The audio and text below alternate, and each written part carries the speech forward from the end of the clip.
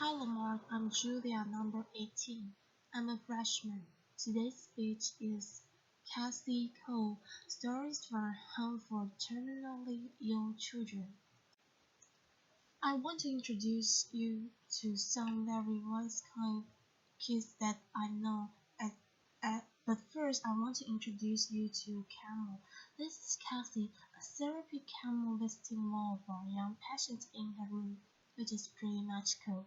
A friend of mine raises camels at his ranch in the Santa Cruz Mountains.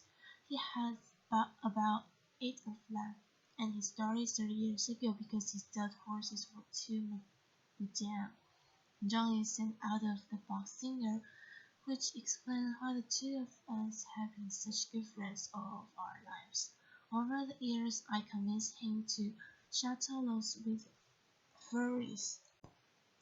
Sweet furry beats up to hang out with our sick kids from time to time. Talking to John, I was surprised to learn that camels have an average life expectancy of 40 to 50 years. The life expectancy of many of the children with whom I work is less than a year. This is a picture of the George Mark Children's House, the first pediatric palliative respite care center to open in the United States.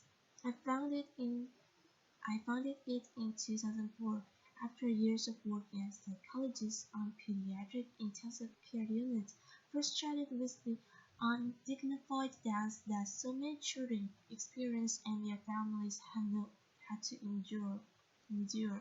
As I sat with families whose children were at the end of their lives, I was actually aware of our surroundings.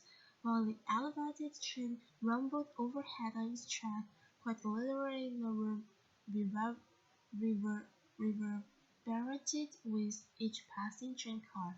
The lights on the ward were fluorescent and too bright. Monitors beeped as did the elevator noisily announcing its arrival. These families were experiencing some of the most excruciating moments of their lives, and I so wanted them to have a more peaceful past in which to say a last goodbye to their young daughters and sons. Surely I thought there must be a better spot than a hospital intensive care unit for children at the end of their lives. Our children's house is commonly maturing.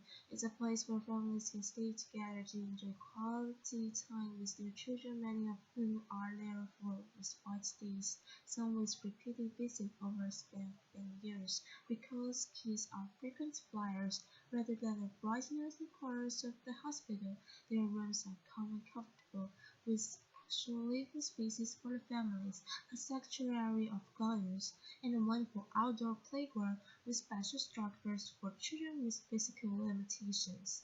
This sweet baby Lars came to us directly from the hospital intensive care unit. Imagine hearing the heartbreaking news that none of us would ever want to hear. His parents had been told that Lars had a brain anomaly that would keep him from ever spelling, walking, talking, or developing mentally. Recognizing that little chance he had for survival, his parents chose to focus on the quality of time that they spent together. They moved into one of our family apartments and treasured each day that they had, which were far too few. Our life was brief, to be sure, mere weeks, but it was calm and comfortable. He went on hikes with his parents. The time that he spent in the pool without aquatic therapist lessened the seizures he was experiencing and helped him to sleep at night. His family had a peaceful place in which to both celebrate his life and mourn his days. It has been 5 years since Dar was with us, and in that time his family has welcomed a daughter and another son.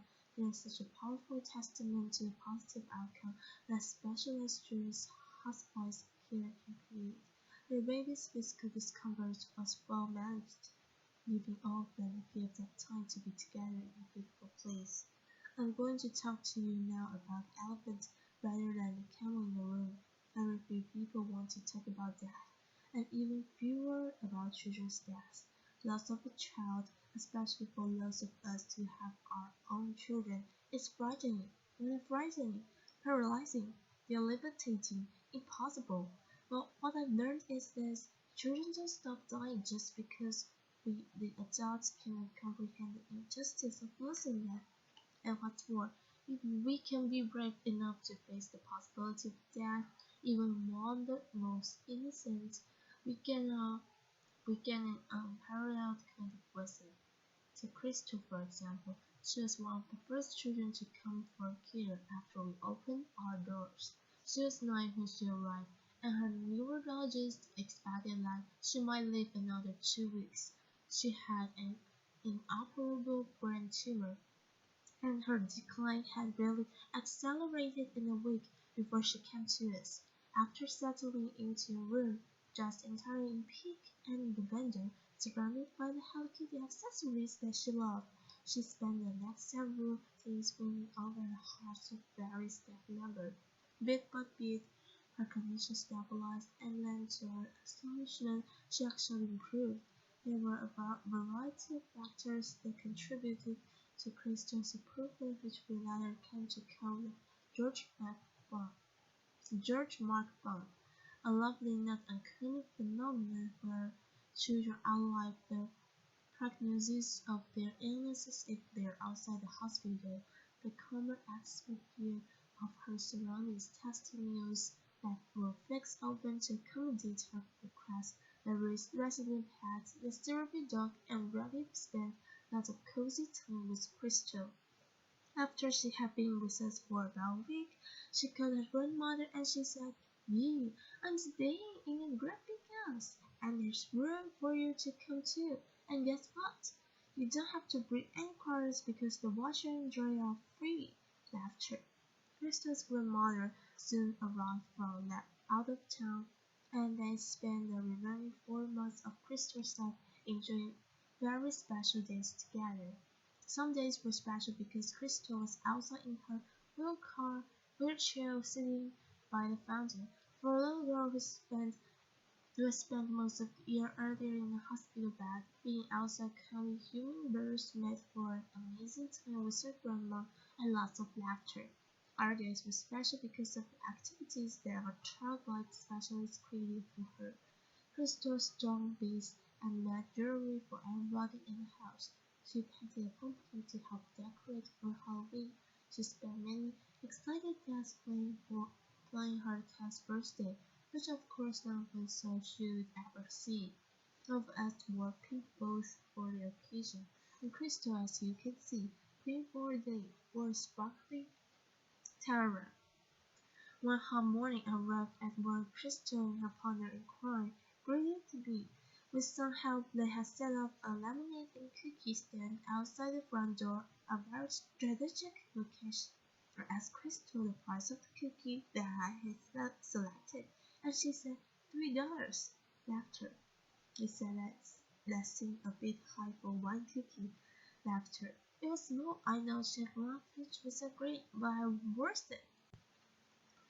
And therein lie the words of wisdom of a young girl whose brief life forever impacted mine.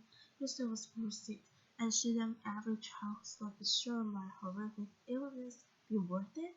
Together, all of us today can offer less same specialized care that Crystal received by recognizing that children's respite and hospice care is a critical component missing from our healthcare landscape. It's also interesting to note that we are able to provide this care at about one-third of the cost of a hospital intensive care unit, and our families don't see a bill. We are ever grateful to the supporters who believe in this important work that we're doing. The truth is that my colleagues and I, and the parents and other family members who get to experience this special wisdom, are in a unique position. There are only two freestanding pediatric hospices in the United States, although I'm happy to report that based on our model, there are 18 others under various stages of development. A pause. Still, most of the children who die in the United States every year die in hospital rooms surrounded by beeping machines and anxious exhausted adults who have no other option but to say goodbye under those harsh institutional lights and among virtual strangers. For comparison's sake, the United Kingdom, which is a country with about one-fifth of the population of the United States and about half the size of the state of California, has 54 hospitals and respite centers. What is that? I ask myself that question obviously many times. My best guess is that Americans with a positive can-do attitude hold the expectation that our medical care system will fix it, even though it may be a childhood illness for which there is no cure. We go to extraordinary measures to keep children alive, when in fact the greatest kindness that we might give them would be a peaceful, pain-free end of life.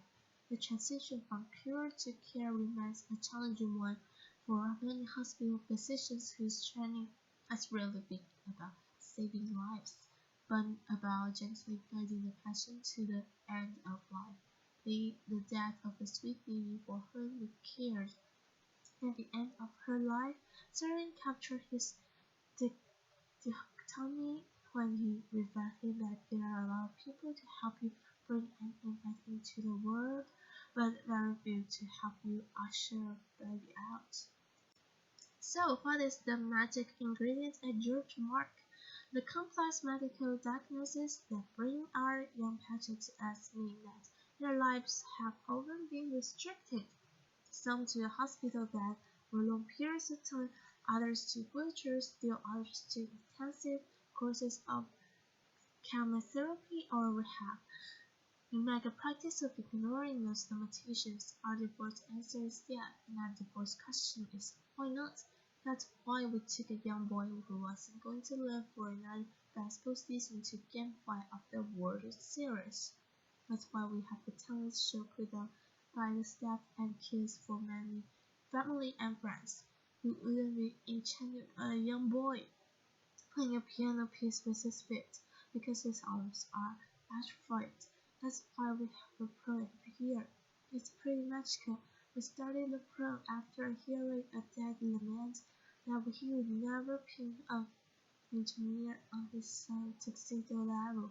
This weeks before he dies, the house is in a fervor, and I don't know who's more excited, the staff or the kids. Later, the night of the event involves rising. Finished cars walk on a red carpet into the great room. A terrific DJ and a photographer are ready to capture pictures of these attendees and their families. At the end of the evening this year, one of our young, delightful teenage girls, Kathleen, said to her mom, "That was the best night of our whole life." And that's just the point, to capture the best days and nights, to abolish limitations, to have your default answer be yes and your default question be why not. Ultimately, life is too short, whether we live to be 85 years or just 8. Trust me, better yet, trust it. It's not by pretending that death doesn't exist that we keep the people, especially the little people that we love, safe. In the end, we can't control how long any of us lives. What we can control is how we spend our days, the spaces we create, the meaning and joy that we make. We cannot change the outcome, but we can change the journey. Isn't it time to recognize that children deserve nothing less than our most uncompromising bravery and our wildest imagination? Thank you. Applause.